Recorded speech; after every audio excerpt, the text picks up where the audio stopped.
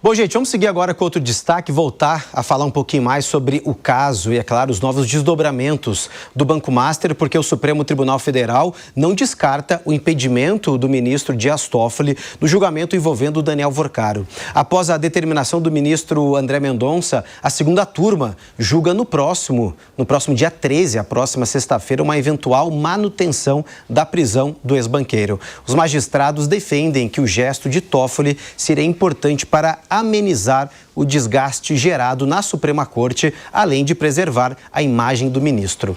Além de Toffoli, também faz parte da segunda turma André Mendonça, Cássio Nunes Marques, Luiz Fux e também o decano da Suprema Corte, Gilmar Mendes.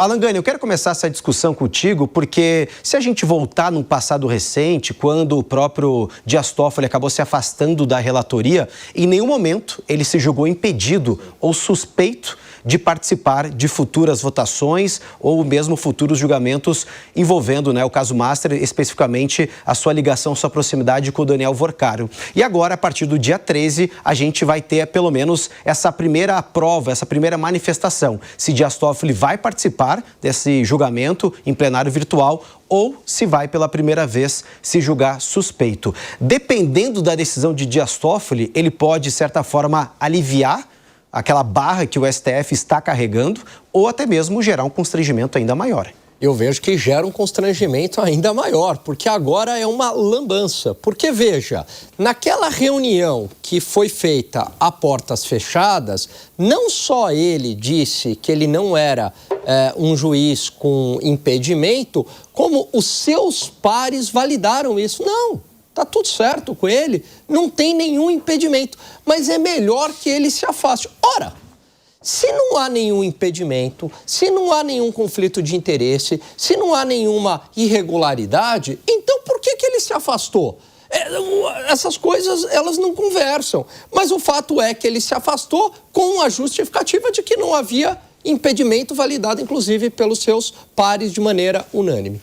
Então, agora, como é que fica essa questão? Porque como é que vai ser o voto dele? Se ele disser que ele é um juiz impedido, então, peraí, ele não era impedido há um mês atrás? Há um mês ele não era impedido. Agora ele é impedido. O que mudou nesse tempo? Se ele votar, bom, aí você imagina como é que fica a opinião pública, como é que fica a imprensa, dado, com essas novas informações que saíram do Daniel Worcaro e dado que ele recebeu ali, na verdade não ele, mas a empresa dele, a Mardit, um aporte milionário que seria um investimento feito ao resort Itaiaia, coisa de 30 milhões de reais, fora o recebimento dos dividendos e a venda da própria participação do Itaiaia para o fundo, não era o fundo REAG, era o fundo que estava ligado ao REAG. É porque eles botam tantos fundos para dificultar o rastreamento,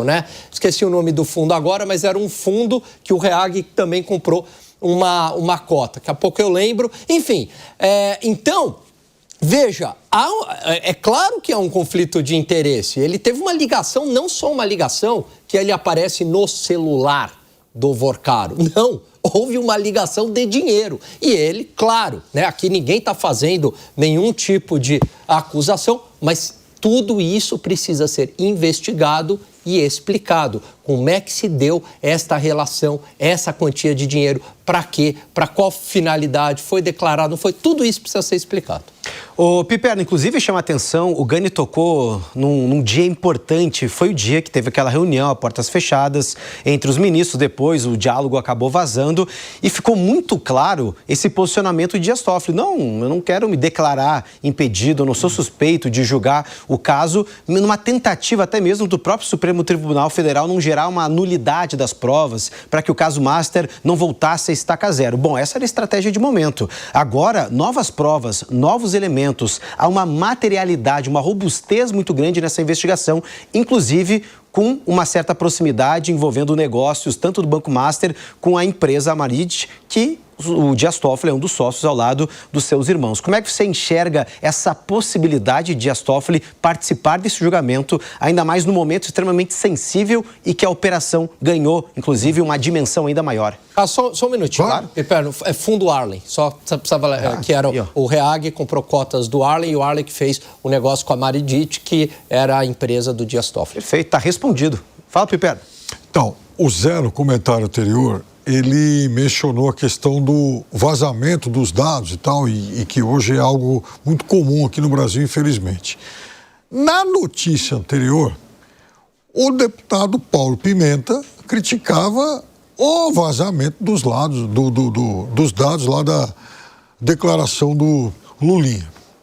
Agora, a gente chega ao STF, onde novamente houve lá uma suspeita de vazamento de informações de uma reunião desse que é um pequeno colegiado, né? Eram apenas 10 pessoas e nem aquelas 10 parece conseguiram guardar segredo do que foi debatido e discutido lá de forma até acalorada. Então, nesse momento, eu acho que só mesmo se o ministro Toffoli estiver possuído pela soberba, ele se mantém nesse julgamento, porque enquanto ele estiver participando dessas votações, enquanto ele estiver opinando sobre esse tema, ele mantém todo esse escândalo mais intimamente associado ao STF.